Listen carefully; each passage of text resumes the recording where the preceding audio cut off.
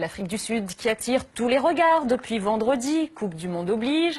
Ce n'est pas de football dont nous allons vous parler, mais d'un phénomène qui a de quoi surprendre, voire choquer. Il n'y a pas si longtemps là-bas, les Noirs et les Blancs ne se mélangeaient pas. C'était la loi, le racisme faisait partie de la politique de l'État. Les Blancs possédaient tout, tandis que les Noirs étaient à leur service. Aujourd'hui, les choses ont changé grâce à ce qu'on appelle l'affirmative action, la discrimination positive, une autre loi qui veut qu'à diplôme égal, un noir a toujours l'avantage sur un blanc et encore plus s'il s'agit d'une femme. Certes, les blancs possèdent encore 80% des richesses du pays, mais depuis quelques années, certains ont beaucoup de mal à trouver un travail. On voit même apparaître des bidonvilles de blancs qui vivent dans la misère et qui dénoncent une apartheid à l'envers pendant qu'une nouvelle bourgeoisie noire mène grand train. La discrimination anti-blanc, c'est un reportage de Zoé de Bussière pour Cargo Culte Productions. Il y a quelques années, en Afrique du Sud, cette scène aurait été impensable. Bonjour monsieur, est-ce que vous auriez quelque chose à me donner? Merci. Une femme blanche qui mendie, des noirs qui lui donnent quelques fruits et un peu de monnaie. Merci.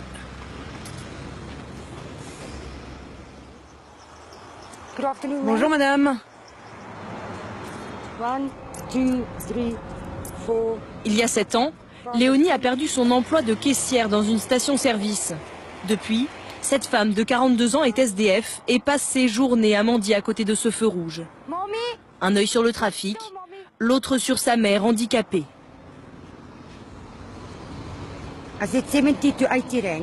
Je me fais 7 à 8 euros par jour. Ce n'est pas assez pour survivre, mais c'est mieux que rien.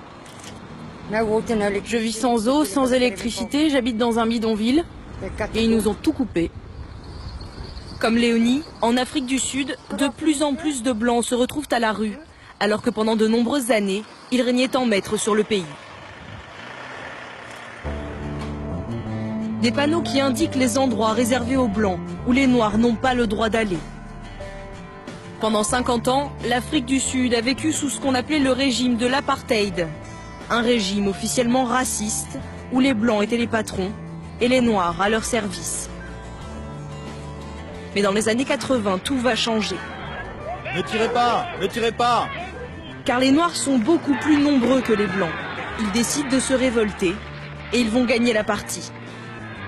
Nelson Mandela, le leader noir, en prison depuis des années, est libéré en 1990. Il sera même élu premier président noir d'Afrique du Sud. L'apartheid est officiellement aboli. Pourtant, la majorité des Noirs restent pauvres et sans emploi. Alors pour rétablir l'égalité, le gouvernement met en place une loi qui va jouer contre les Blancs.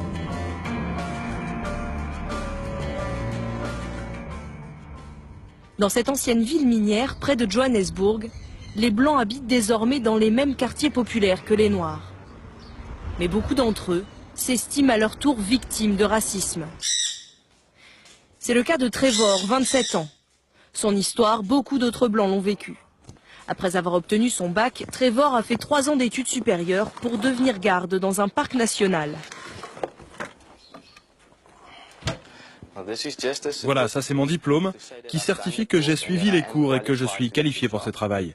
C'était le travail de ses rêves et pour financer ses études, il y avait mis toutes ses économies.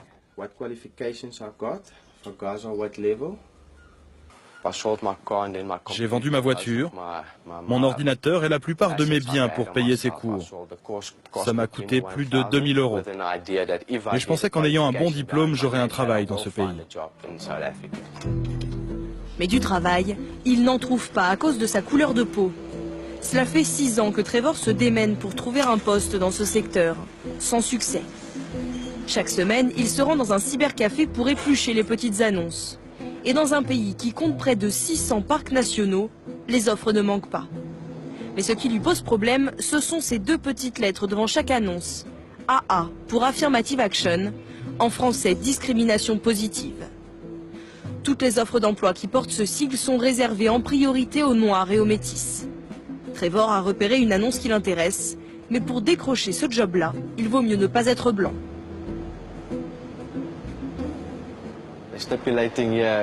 C'est écrit en lettres capitales. Il s'agit d'une offre réservée à la discrimination positive. Ça ne sert probablement à rien de postuler, mais je vais quand même essayer de leur passer un coup de téléphone. Après tout, j'ai toutes les qualifications qu'ils demandent. Je vais donc tenter ma chance. Service des ressources humaines, bonjour. Bonjour madame, j'ai vu votre annonce sur Internet réservée à la discrimination positive. Je suis blanc, mais j'ai toutes les qualifications. Est-ce que je peux quand même vous envoyer mon CV? Oui, oui. Et vous pouvez me garantir que ce sera équivalent? Est-ce que vous allez considérer mon CV comme ceux des Noirs?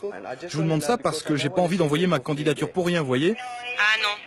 On va d'abord regarder les candidatures des Noirs. D'accord. En fait, vous regardez d'abord les CV des Noirs et ensuite seulement vous allez considérer le mien? Oui. Merci infiniment, madame. Au revoir. Au revoir. De quelle autre preuve avez-vous besoin? Elle me dit carrément en face qu'elle va regarder en priorité les CV des Noirs. Quand j'entends des choses comme ça, ça me rend fou. C'est comme si je ne faisais plus partie de la société sud-africaine. À cause de cette loi qui favorise d'abord les Noirs, Trevor ne vit que de petits boulots, manutentionnaire ou ouvrier de chantier. Du coup, il habite encore chez sa mère et c'est elle qui a le plus de mal à accepter la situation. Tu dois leur dire que tu es disponible, que tu es jeune, que tu dois t'occuper de ta mère. C'est du business. Ils doivent te donner une raison valable pour te refuser un emploi. Jusqu'à ses 50 ans, sa mère n'avait connu que l'apartheid, une époque où tous les Blancs, diplômés ou non, avaient un emploi assuré.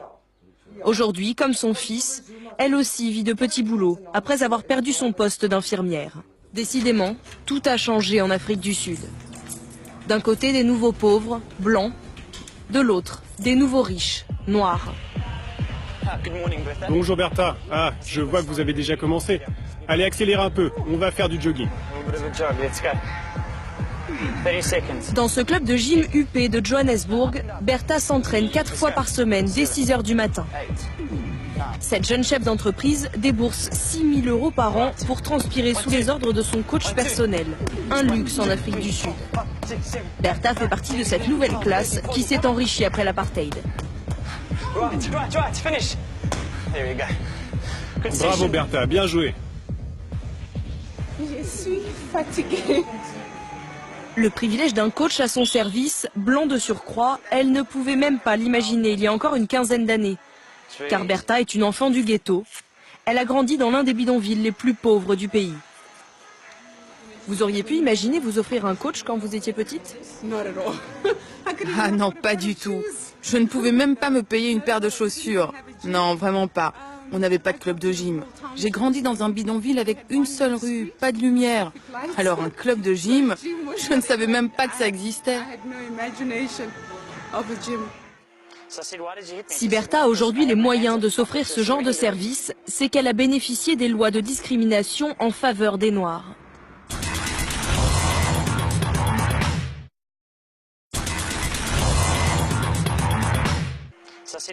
Si Bertha a aujourd'hui les moyens de s'offrir ce genre de service, c'est qu'elle a bénéficié des lois de discrimination en faveur des Noirs. En plein cœur du quartier d'affaires de Johannesburg, elle dirige une petite entreprise de communication qui emploie 6 personnes. Alors voilà notre jolie petite réception. Et ça c'est mon bureau. C'est là que tout se passe. C'est ici que je travaille, de 8 h du matin jusqu'à 11 h ou minuit. Ce qui l'a aussi aidé, c'est que sa société n'emploie pratiquement que des salariés noirs ou métis. Et ça lui amène automatiquement de nouveaux contrats. Car ses clients sont incités financièrement par l'État à travailler avec des entreprises comme la sienne, dirigées par des Noirs. C'est la loi. Et pour elle, il n'y a là rien de choquant.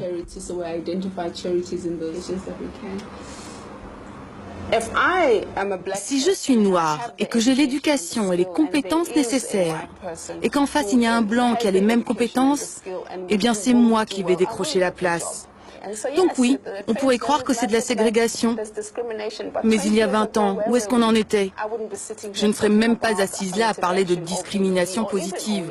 Je ne pourrais même pas avoir ma propre entreprise. Donc il faut adhérer à ces nouveaux principes et nous ne sommes pas prêts de nous arrêter.